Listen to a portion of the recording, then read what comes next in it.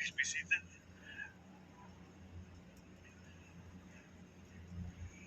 It's it is good to be home. Uh, to see everyone all bright-eyed and bushy-tailed on this early Sunday morning.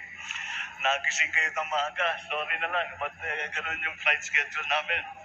Papatiin ko lang ang ating mga kasama, yung ating mga cabinet member na sumama sa Philippine delegation na nandito. Siyempre, ang ating mga ibang cabinet member na nagbantay habang kami nagbabiyahe. Vice President Sara Duterte,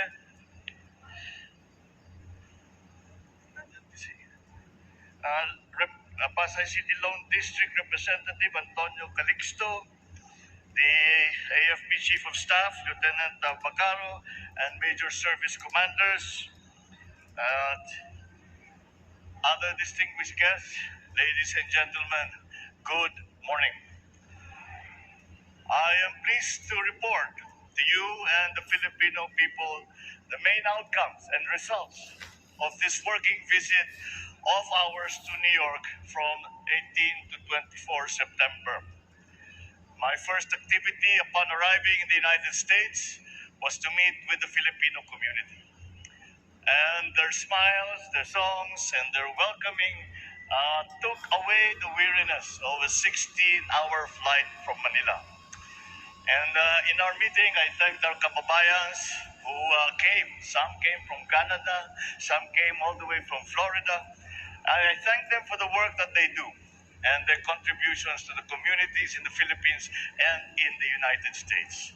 I also, once again, expressed my respect and my admiration for their commitment to the future and welfare of their families, including those who are still back home here in the Philippines. I also took the opportunity to share with them some of our priorities and plans under this administration and their important role in the work ahead. I also emphasize that by working together, we can build a better future for our country and our people. The main event of this visit to the United States, to New York specifically, was to deliver our national statement at the 77th session of the General Assembly on 20 September in the United Nations. In my speech, I articulated the role we see for the Philippines working with the United States, the United Nations, in building a brighter future for our people and a safer and more just world for us all.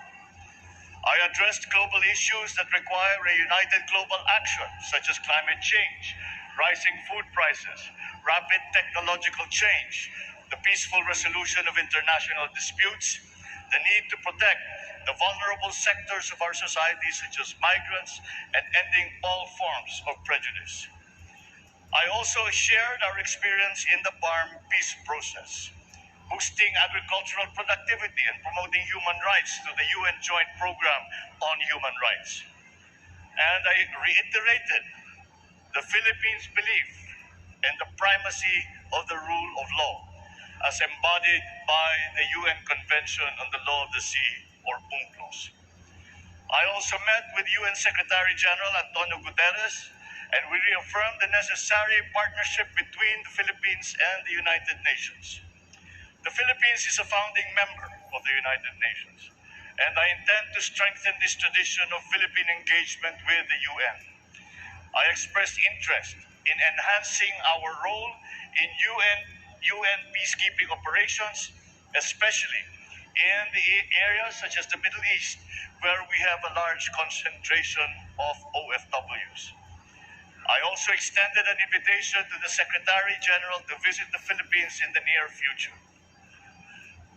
During the conference in the United Nations, I also held formal and informal bilateral meetings with leaders of our key partners, such as the US, such as Japan.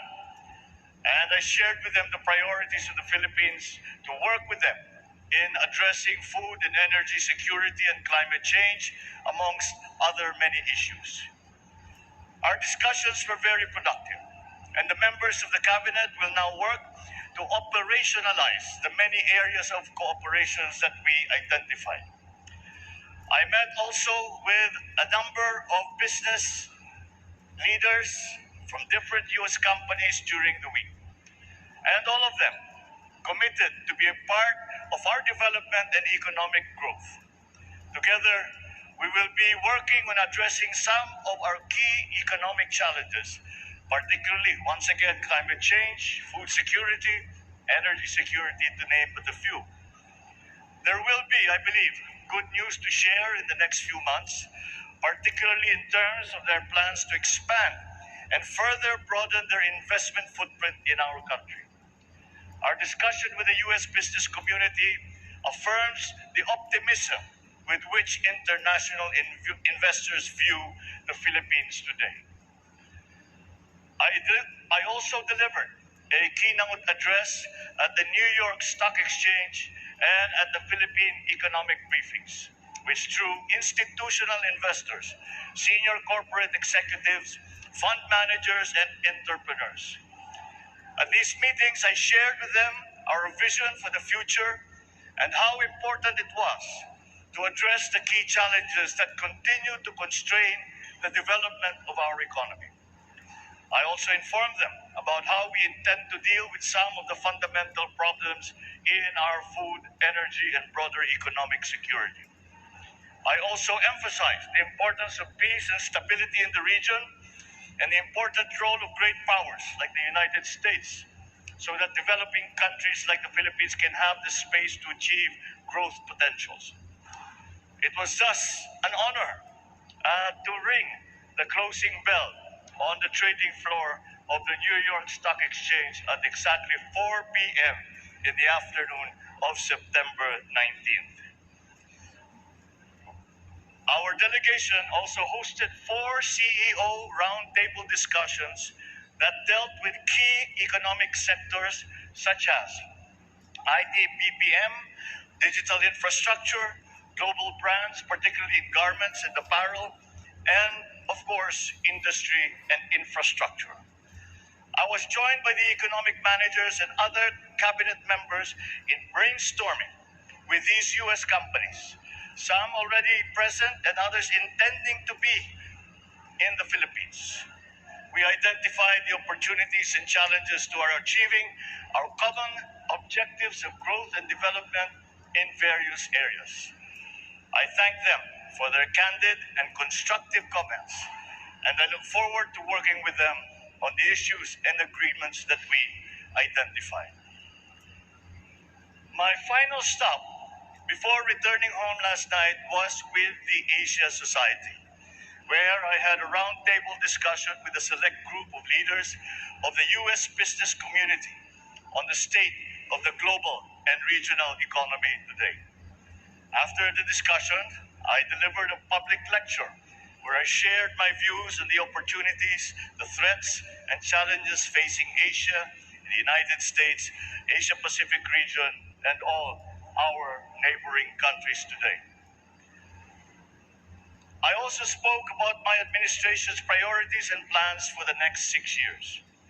And the engagement with the Asia Society was a fitting end to a week in the UN and the United States that had one singular message.